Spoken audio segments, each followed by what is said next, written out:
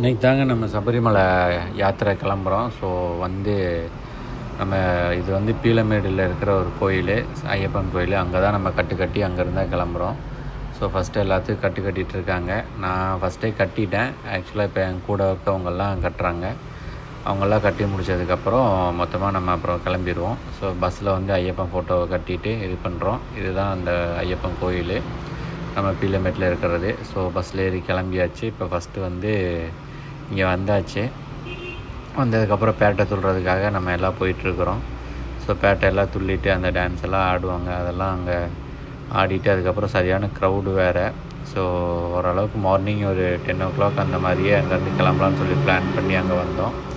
எருமலையிலேருந்து குளிச்சுட்டு பேட்டை துள்ளிட்டு அப்புறம் போய் குளிக்கணும். ஸோ குளிச்சுட்டு அதுக்கப்புறமா நம்ம அங்கேருந்து கிளம்பிடலாம் அப்படின்ட்டு குளிச்சுட்டு வந்தாச்சு. இப்போது வந்துட்டு திரும்ப எல்லாம் ரெடி ஆகிடுச்சு நடக்கிறதுக்கு பெருவழியில். ஸோ பஸ்ஸு தான் நம்ம வந்த பஸ்ஸு. ஸோ பெருவழியில் கிடக்கிறதுக்கு கட்டெல்லாம் எடுத்து தலையில் வச்சுட்டு நடக்க ஆரம்பித்தாச்சு.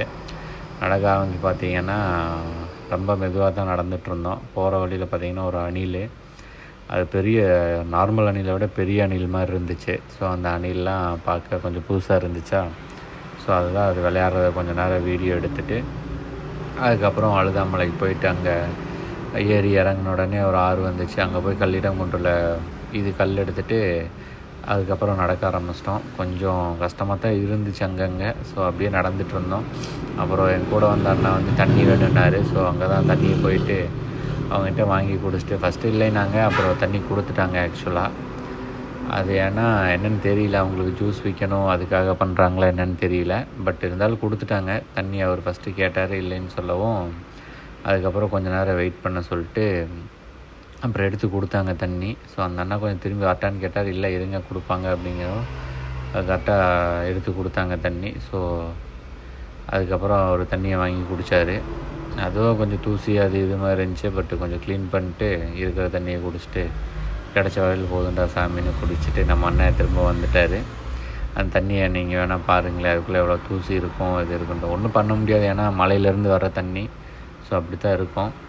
இது இங்கே வேறு ஏதாவது இருக்குமான்னு பார்த்தோம், ஒன்றும் இல்லை. ஸோ அதான் ஜூஸ் கடை, அது அந்த தண்ணி கடை, ஃப்ரீ வாட்டர், ட்ரிங்கிங் வாட்டர், அதே தான். அப்புறம் ஒரு போலீஸ்கார் ரொம்ப லேட் ஆகிடுச்சின்னு சொல்லி போலீஸ்காரெலாம் வந்துட்டு இருந்தார். இந்த மரம் பார்த்தீங்கன்னா என்னென்னா ட்ரீ இலையே இல்லைங்க, ஃபுல்லாகவே ஃப்ளவர் தான் இருக்குது. அதுலேருந்து ஒரு ஃப்ளவர் வேறு மேலேருந்து விழுந்துச்சு.